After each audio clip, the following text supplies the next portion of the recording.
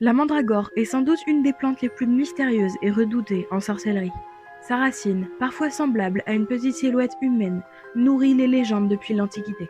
Entre peur et fascination, elle est devenue le symbole des sortilèges et des sciences occultes.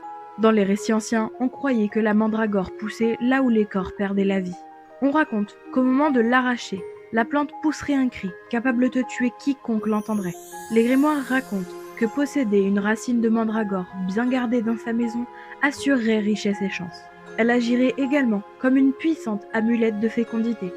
Il serait aussi mentionné qu'elle était utilisée dans les rituels et les filtres pour entrer en contact avec l'invisible. On disait qu'elle pouvait même devenir une sorte de familier végétal qu'on nourrissait pour obtenir sa protection et ses services. De manière plus rationnelle, les médecins de l'Antiquité et du Moyen Âge utilisaient la mandragore comme anesthésiant ou sédatif.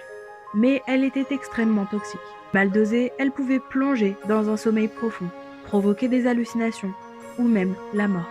D'où son association à la fois à la guérison et à la magie noire. La mandragore inspire autant la peur que la convoitise.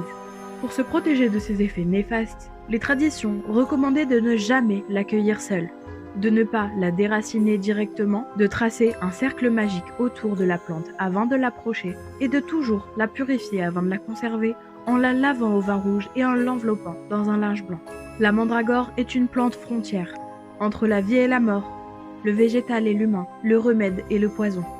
Véritable symbole de la magie occulte, elle incarne la puissance des croyances populaires et l'éternel désir des hommes de posséder ce qui les dépasse. Si vous avez des sujets que vous aimeriez que j'aborde dans les prochaines vidéos, n'hésitez pas à me les dire dans les commentaires.